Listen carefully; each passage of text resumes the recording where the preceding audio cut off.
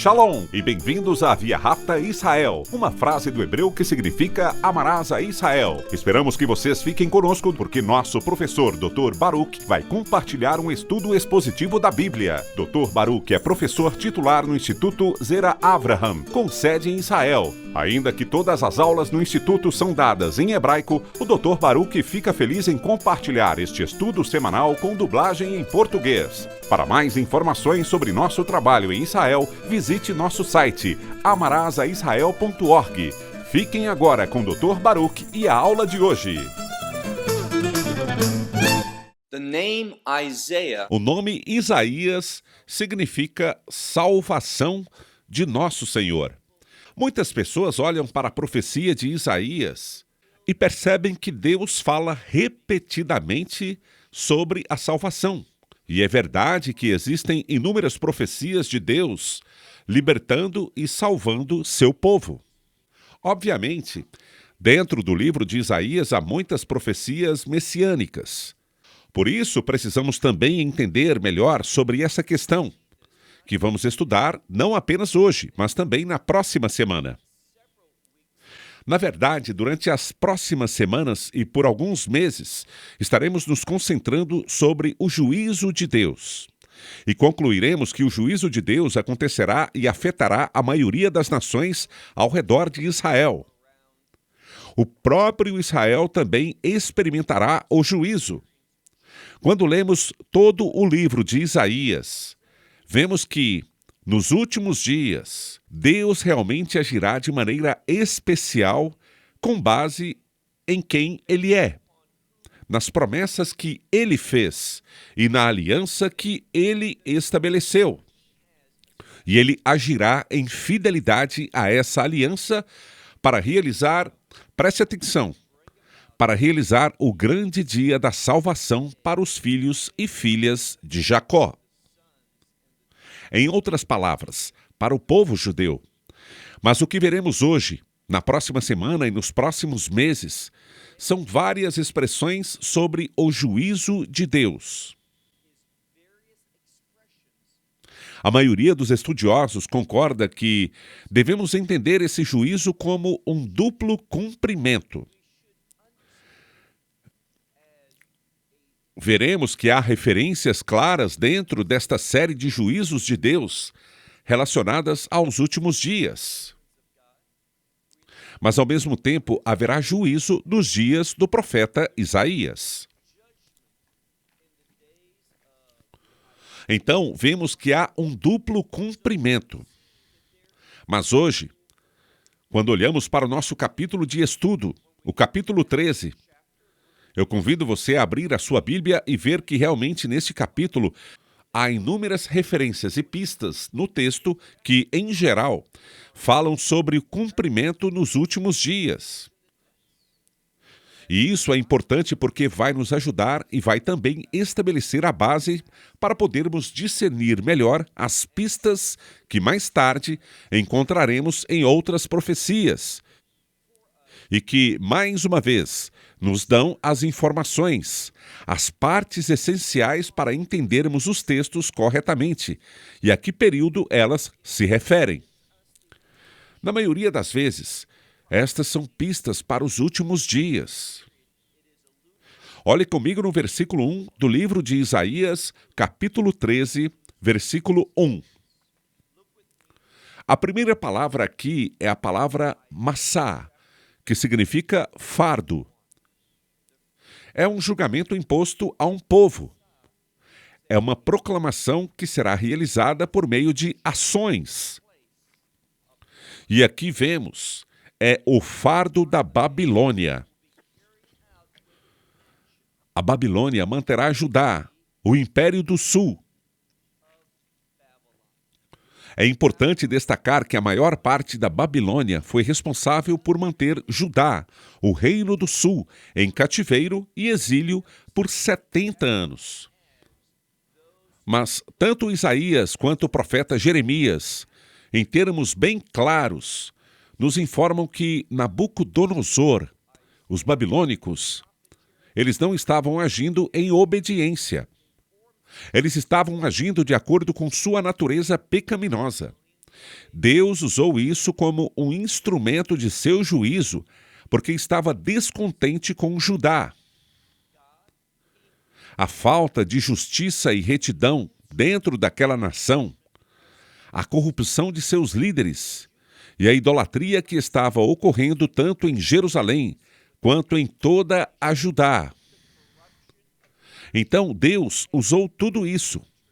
É como se ele tivesse imposto esse juízo sobre eles. Mas eram eles que agiam em desobediência.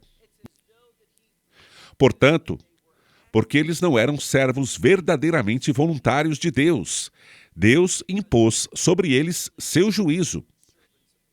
É isso que entendemos. Veja que no livro de Apocalipse, a Babilônia é usada simbolicamente para um império que quer levar cativo o povo de Deus em desacordo com seus propósitos, que estão em conflito com a vontade de Deus. E a Babilônia, ela é usada simbolicamente para falar sobre essa nação, esse império que, nos últimos dias, Deus destruirá. Inclusive, vemos uma antecipação dessa situação no capítulo 13 do nosso estudo de Isaías. E entendemos, como eu disse, quando olhamos as pistas do texto, está se falando sobre o dia do juízo, que tem implicações significativas para o fim dos tempos também. Repetindo, o fardo da Babilônia que Isaías, filho de Amós, recebeu em visão. A palavra aqui para receber em visão é a palavra razá, que vem do substantivo razon, que significa visão, revelação. Mas esta é uma construção verbal. E como em português não temos um verbo para visão, dizemos receber em visão. Então, Isaías, tudo que estamos lendo, ele viu em visão. E como eu digo, esta visão, quando analisamos o vocabulário do capítulo 13, a meu ver, lança mais luz sobre o futuro, os últimos dias, do que sobre o que ocorreu literalmente com o Império Babilônico, após o cativeiro. Depois que os 70 anos de cativeiro terminaram, Deus impôs seu juízo sobre eles. Versículo 2. Sobre o monte. Muitas Bíblias dizem no versículo 2, um monte alto. Provavelmente está correto porque a palavra com sentido literal aqui é monte nu, um monte limpo. E esse monte, que não tem árvores, não tem nada, geralmente é por causa da grande altitude. A altitude ou o monte que está no alto se refere a um governo muito forte. O ensinamento aqui apresentado é, de fato, que a Babilônia era apenas isso. Era um império poderoso. Mas Deus vai trazer mudanças. Sobre o Monte Nu, ele diz, levantem uma bandeira. Esta é a palavra em hebraico. E mesmo se você não estiver muito interessado em aprender hebraico, há certas palavras que precisam fazer parte do seu vocabulário, porque são repetidas com muita frequência e têm grande significado. É o caso da palavra nes. Se você só dissesse nes em hebraico moderno e perguntasse a alguém o que isso significa em português, a resposta seria uma palavra que se relaciona com algo que é milagroso, que é um milagre. Mas também pode ser um estandarte ou um mastro que segura um estandarte. É uma necessidade de proclamação. Muitas vezes esta palavra é usada para designar um exército vitorioso, que retorna após vencer e proclama sobre os que foram levados cativos que eles os derrotaram. Eles proclamam sua vitória. Esta palavra deve sempre fazer com que alguém preste atenção. De novo, levantem uma bandeira. Depois, ele usa um sinônimo que tem a mesma ideia de levantem, elevem sua voz para eles. A quem ele se refere? Aos babilônicos. Levantem sua voz para eles e acenem com sua mão. E continua, e tragam. Provavelmente se refere a trazerem essa bandeira, esta proclamação de terem derrotados esses indivíduos. E tragam-nos até os portões. Observe a próxima palavra, nadvim. Nadvim refere-se, no sentido literal, a alguém descrito como generoso ou voluntário. Mas, neste caso, refere-se àqueles de caráter nobre. Obviamente, nobre geralmente implica em riqueza, para que eles possam ter tempo para se voluntariarem, ou ter tempo ou recursos para fazerem doações. Então, fala sobre esta proclamação de vitória, da derrota do inimigo, à medida que eles são conduzidos por este portão, ou portões que serão reservados para os nobres. Versículo 3. Eu. E este eu está relacionado a Deus. Eu ordenei. Em seguida, temos algumas frases interessantes. Temos a palavra Meikudashai. Meikudashai são os santificados. Aqui está relacionado à palavra santo. Mas precisamos entender uma coisa. Eu digo frequentemente que a santidade está relacionada a propósito. E estes são indivíduos que foram separados para o propósito de Deus. E qual é esse propósito? Eu ordenei aos meus santificados. Também eu chamei meus poderosos por minha ira. Então, estes são provavelmente uma referência aos seus exércitos celestiais, às suas tropas celestiais, pois eles cumprirão a ira de Deus. E ele diz que vai fazer isso. E estes são os Alizé Gabati, os que se alegram com a minha majestade, os que louvam a Deus. E eu faço questão de repetir. É por isso que temos essa ideia de um exército celestial.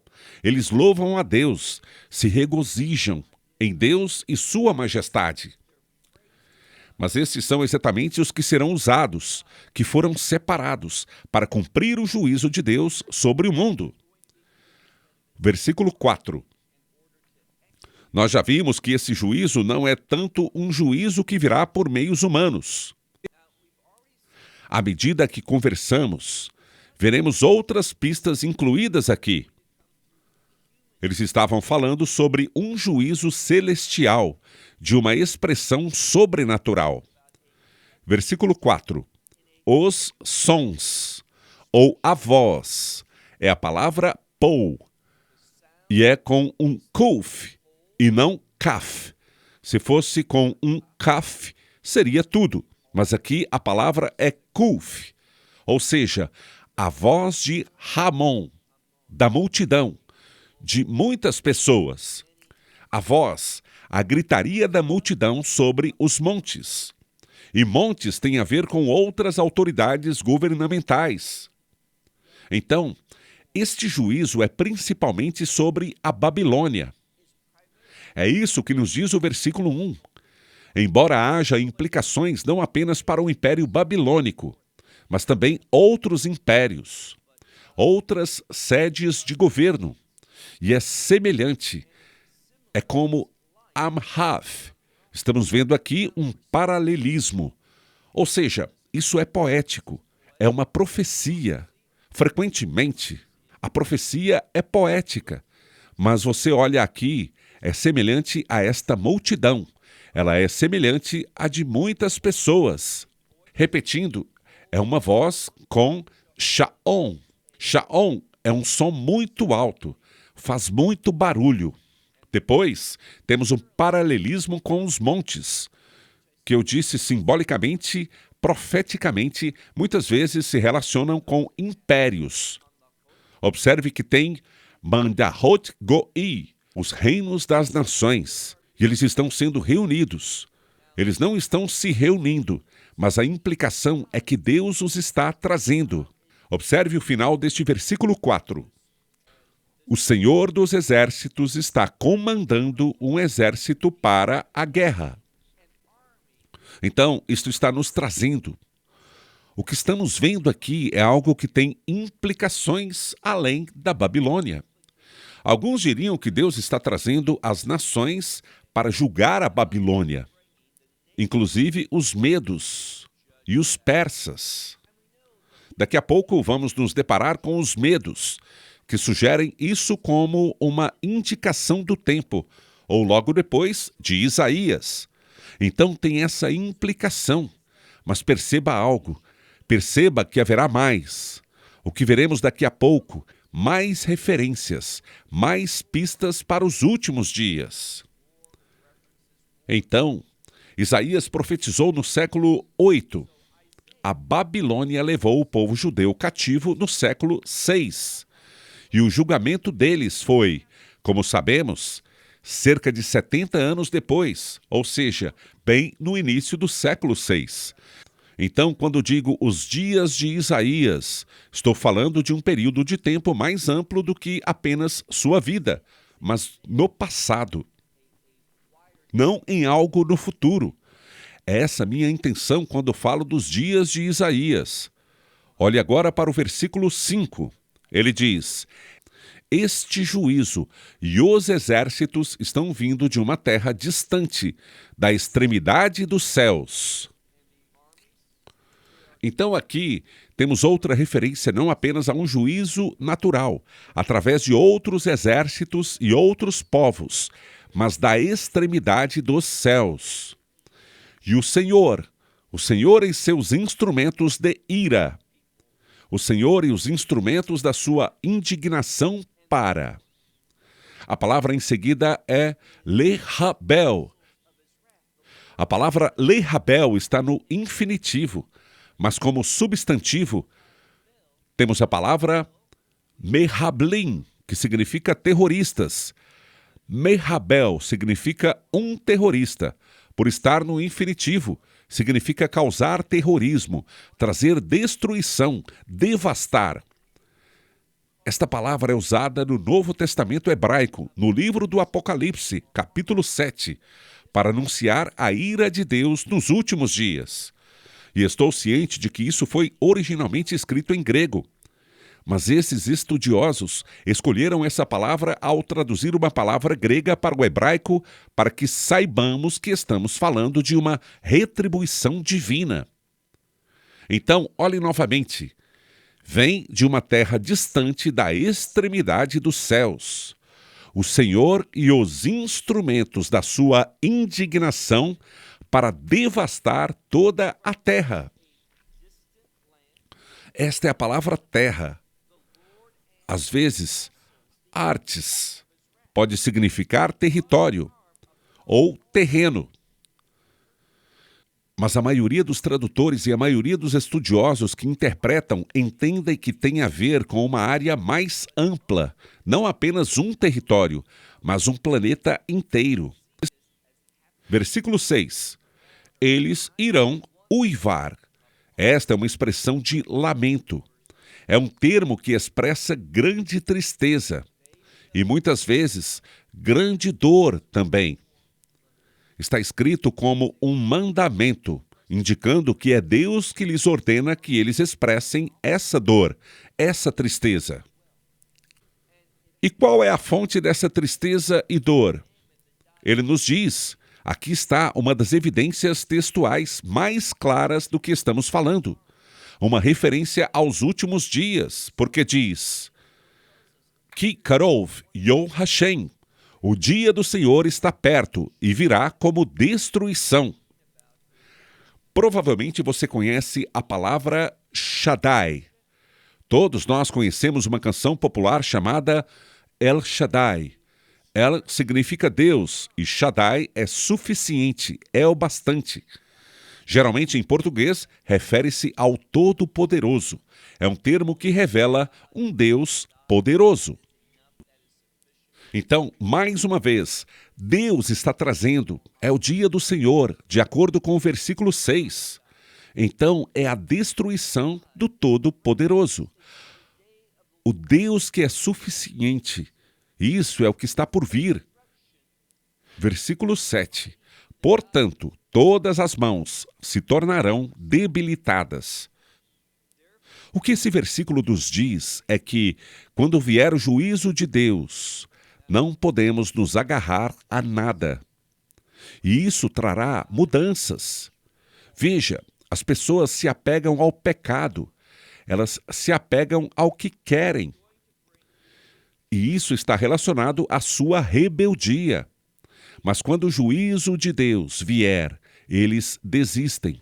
Eles são derrotados. Então, as mãos... Olhem novamente para o versículo 7. Portanto, as mãos, todas as mãos se tornarão debilitadas. E o coração de todos os homens. Todo o coração humano. Seria uma maneira melhor de traduzir se derreterá. Aqui, novamente, a palavra derreter é usada com muita frequência. Por exemplo, ela é usada na profecia de Zacarias e em outros lugares em relação ao coração derretendo, as pessoas derretendo, sendo dissolvidas por causa do calor da ira de Deus. Tudo isso fala, como vimos nos últimos versículos, quando encontramos a frase "o dia do Senhor", estamos encontrando, sem qualquer dúvida, algo que é sobrenatural. Quero fazer uma advertência a todos nós em função de algo escandaloso e falso que está sendo ensinado.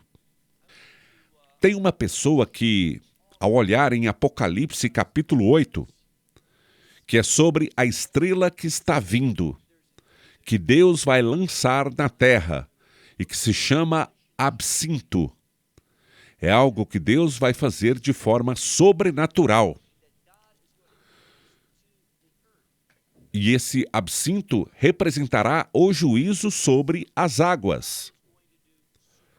E esse sujeito diz que se trata simplesmente de um asteroide, que causará muitas mortes. De fato, um asteroide pode fazer exatamente isso, mas não está se falando sobre um fenômeno natural. Está se falando sobre um fenômeno sobrenatural.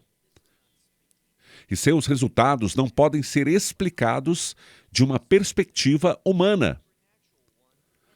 O que Deus faz em Apocalipse capítulo 8 e 9, e o que está em Apocalipse 16, quando falamos sobre os juízos das trombetas e os juízos das taças, são atos sobrenaturais. Eles não apresentam nenhuma explicação física ou científica para suas afirmações. Não se trata do que esse senhor sugere, que está completamente incorreto, que os cientistas estão observando agora mesmo e que inclusive até projetaram sua passagem pela Terra para o dia 13 de abril de 2029. Isso não tem relação alguma com o que é mencionado em Apocalipse 8. O que Deus vai fazer é simplesmente falar. E esta estrela, como é mencionada no texto, a razão pela qual a estrela é usada é porque essa palavra muitas vezes fala de revelação ou iluminação. Se você for, por exemplo, ao livro de Gênesis, no capítulo 1, no quarto dia, verá que Deus criou as estrelas, o sol e a lua, e ele disse que eles são sinais e estações. Elas foram criadas para iluminação e revelação, para estabelecer uma ordem. Não está se falando aqui sobre um meteoro. Então é muito perigoso quando tentamos explicar algo que é natural como sobrenatural, ou o que é sobrenatural como natural. Nós precisamos de discernimento. Versículo 8. Esses indivíduos. Lembra do juízo contra a Babilônia? Mas há um contexto maior para os últimos dias, uma aplicação mais ampla. Ele diz, Vei nifhalu. Nifhal é uma palavra que implica em medo, muito medo. é ficar apavorado com alguma coisa. E quando algo te assusta, você pula. Você pode até falar alguma coisa e todo o seu corpo se contorce por causa disso. Essa palavra significa pois, muito medo. Eles ficarão apavorados. E o medo, o pavor, é comparado a tserim, que são dores de parto. Mas eles usam outra palavra para dor extrema. É a mesma palavra que falamos antes, mas de forma diferente, e que tem a ver com ser um portador de imensos danos e sofrimentos. Isaías diz: essas dores e essas mágoas dominarão. E elas dominarão como a mulher em trabalho de parto, como alguém que sofre. Baseado nisso, uns homens para os outros. Ou seja, todos, não haverá exceções. Eles ficarão espantados, chocados com isso. E os rostos desses indivíduos se tornarão rostos flamejantes. O que significa isso, rostos flamejantes?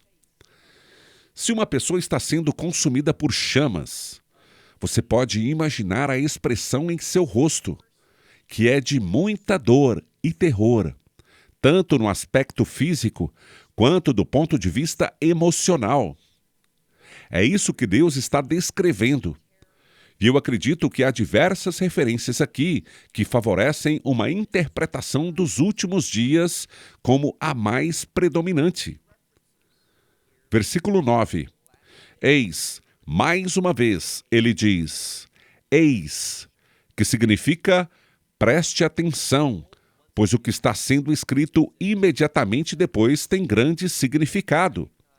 Eis que vem o dia do Senhor, dia bárbaro ou cruel.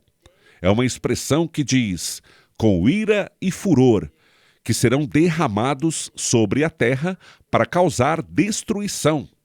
E os pecadores da terra, ou melhor, os pecados da terra, ele irá destruir. Ou seja, os pecadores não existirão mais no mundo, pois eles serão dele retirados. Aqui, novamente, tudo isso nos recorda muito o que Deus fará nos últimos dias. Versículo 10. Porque as estrelas dos céus e suas constelações não darão a sua luz, o sol, quando nascer. Ele fala aqui que haverá escuridão, e a lua não fará resplandecer a sua luz. Então temos 3 expressões de escuridão que estão vindo sobre este mundo. Esses acontecimentos nós vemos sendo mencionados em outras profecias. Na verdade, o próprio Messias pegou esses termos e de forma muito semelhante, se não exatos, ele os aplicou aos últimos dias. Mesmo que esta profecia sugira um tempo anterior do nosso ponto de vista, ela faz referência a um acontecimento passado, relacionado à queda da Babilônia no século VI. No entanto, observe que sua aplicação principal está direcionada aos últimos dias. Versículo 11.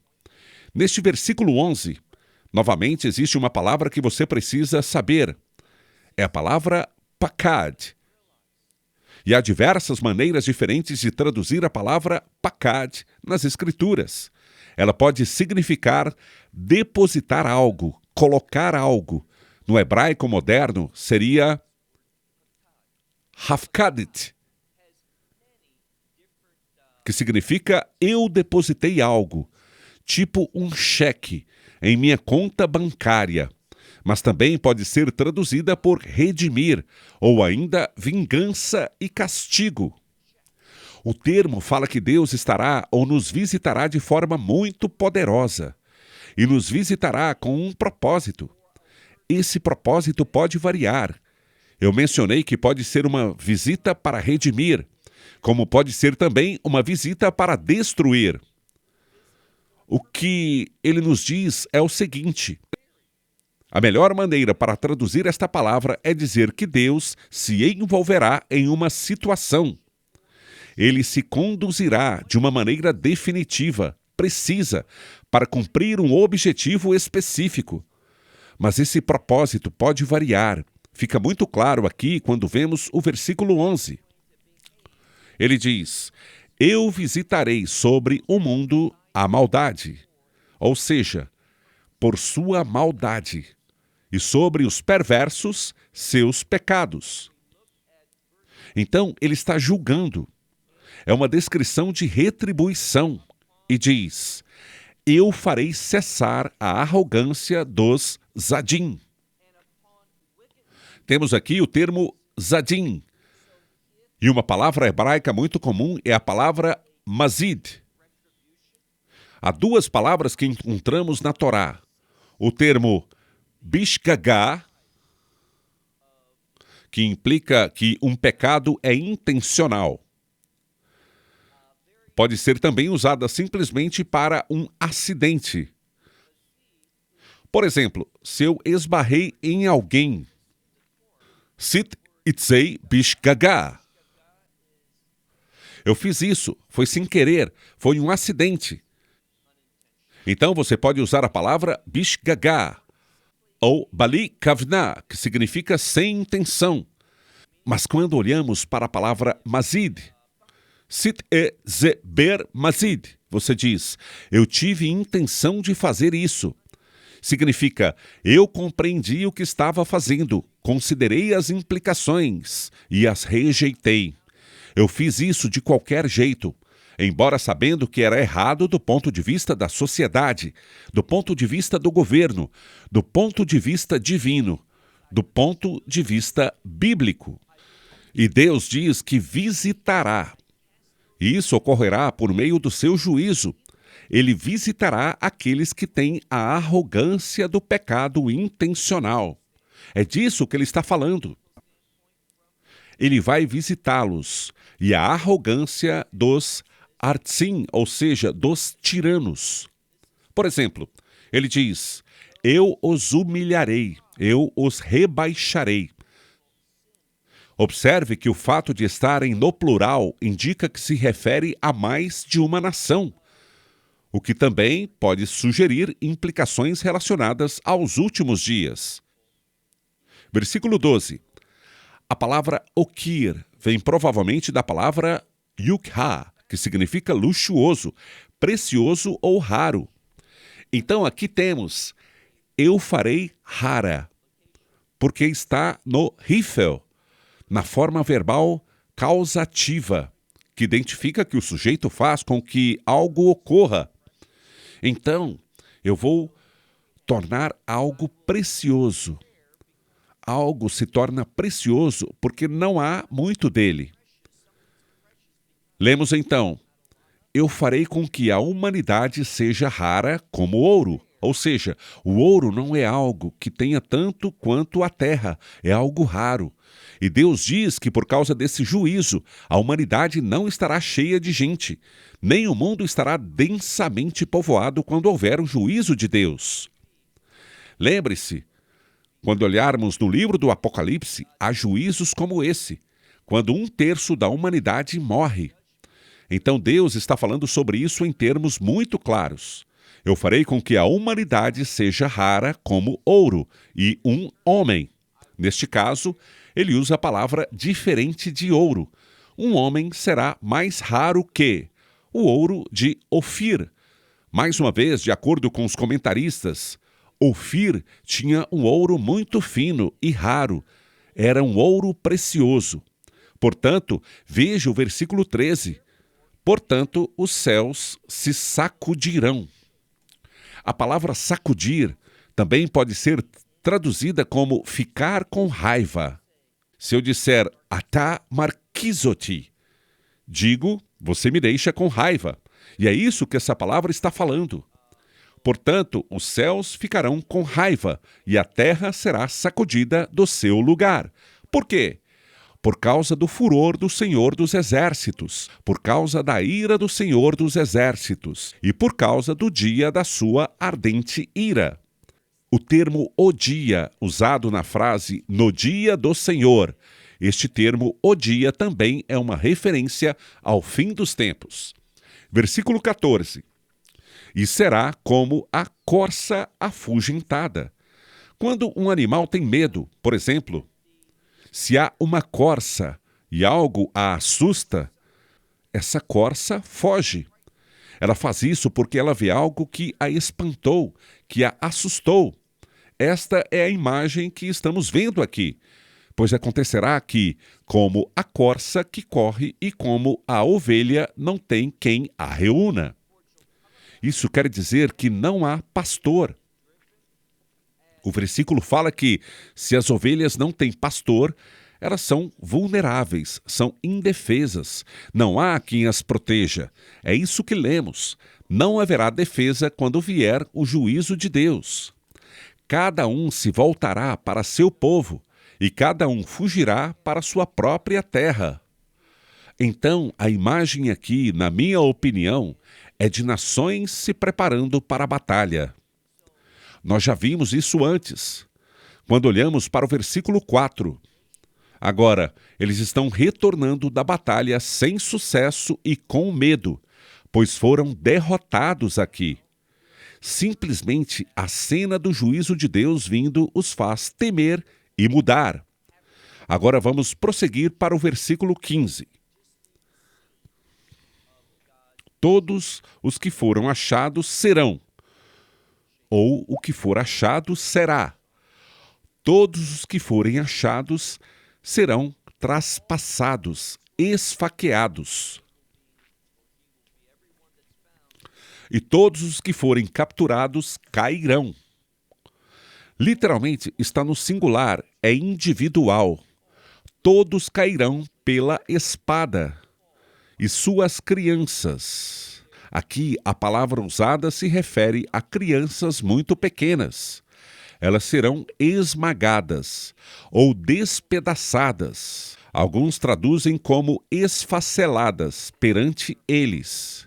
E as suas casas serão saqueadas, e suas esposas serão humilhadas, violadas. Versículo 17.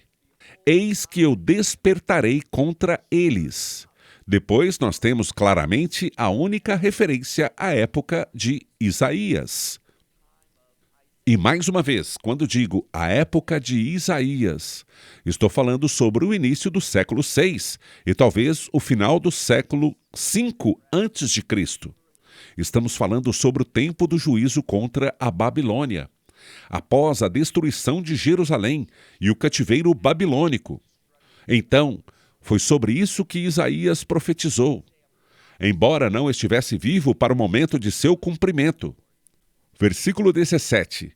É Deus quem fala. Eis que eu despertarei contra ele. Madai, ou seja, os medos. E a respeito deles, observe que eles querem a ira, eles querem ver sangue.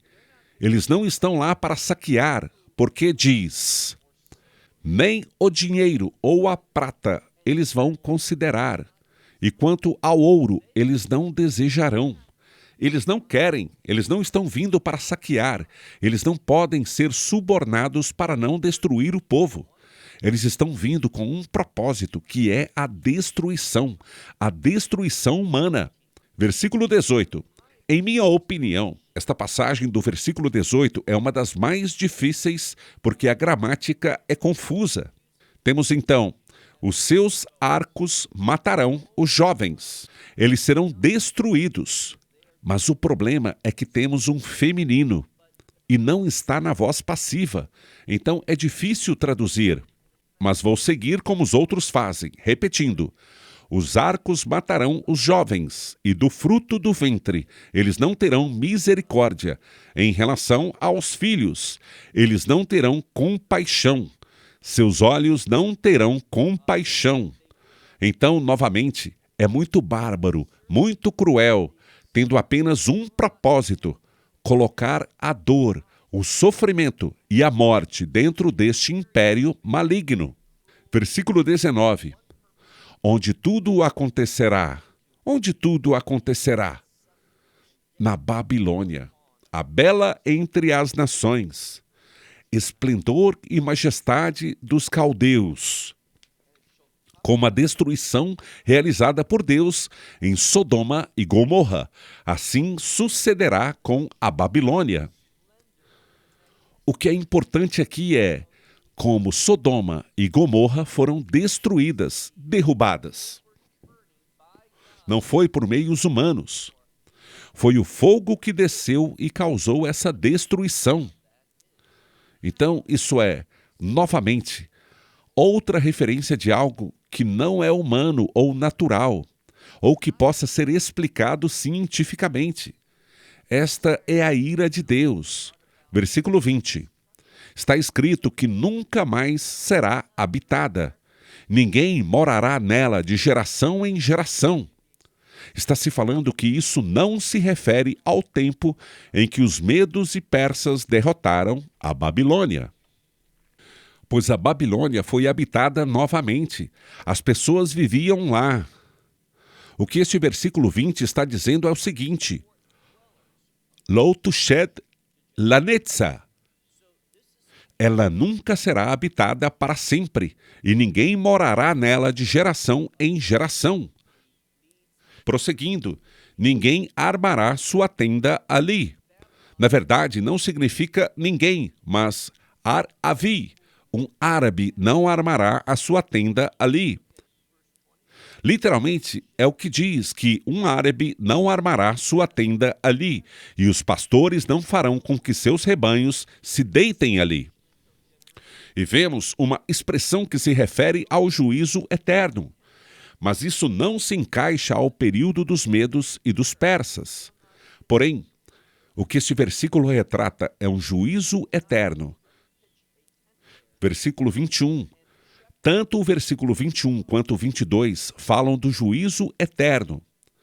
Observe o que o versículo 21 diz. Mas elas deitarão ali. A palavra usada depois se refere a um tipo de animal do deserto, que é a palavra sei'im, embora não saibamos com certeza qual é esse animal. E também tem uma definição de um outro animal do deserto chamado Orim. Os horríveis animais encherão suas casas. Assim, não haverá nenhum morador humano. Os animais virão e assumirão o controle. E nós constatamos algo que realmente confirma isso. Enquanto estamos fazendo essa filmagem, estamos atravessando um momento de pandemia do Covid-19, quando as nações estavam praticamente em lockdown. As pessoas quase não saíam e tudo estava muito, muito silencioso. O que aconteceu?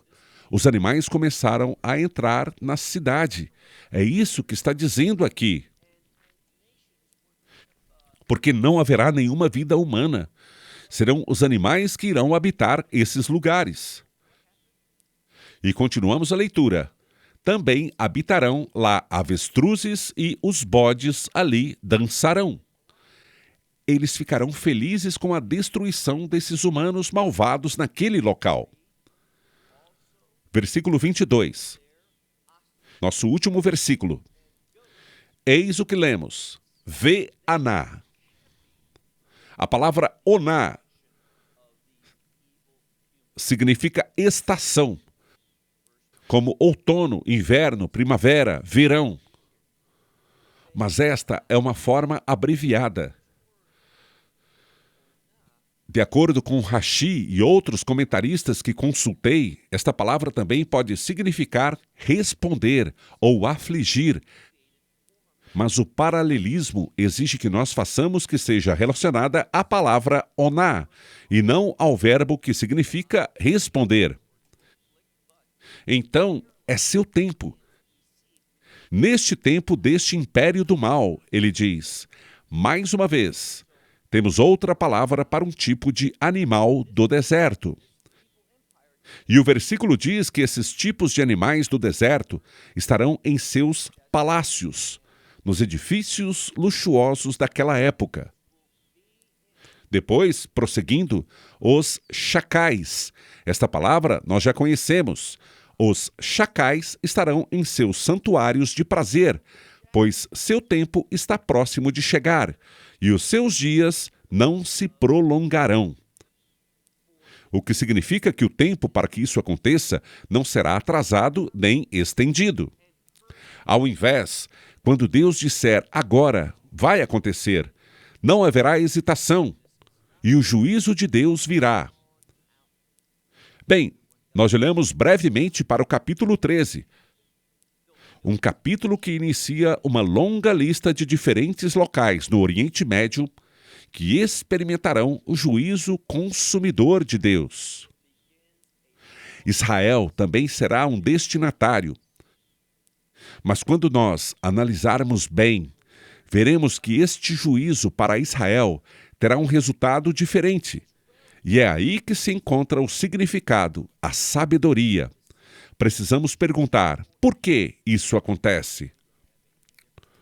E a razão é que Deus se lembrará dos patriarcas, da sua fidelidade e da aliança que firmaram. Embora Deus ainda julgue Israel, haverá um remanescente pelo qual ele manterá sua aliança, demonstrando que sua fidelidade permanecerá sobre eles e que eles encontrarão a fé. E esse mesmo evangelho, com a mesma expectativa pelo Messias, levará os que creem a contemplar seu verdadeiro Messias. E no último momento, eles o receberão. É isso que iremos perceber claramente à medida que continuamos no livro de Isaías. Vou parar por aqui. Então, até a próxima. Shalom, desde Israel. Esperamos que você tenha desfrutado da aula de hoje e que possa compartilhá-la com outros. Te convidamos a participar e nos acompanhar a cada semana, a esta hora e por este canal, em mais um episódio de Amarás a Israel. Para mais informações em português, visite amarasaisrael.org, onde encontrará muitos outros estudos realizados pelo Dr. Baruch. Até a próxima semana. Que Deus, nosso Messias e Yeshua, nosso Senhor Jesus Cristo, te abençoe durante a sua caminhada com Ele. Shalom, desde Israel.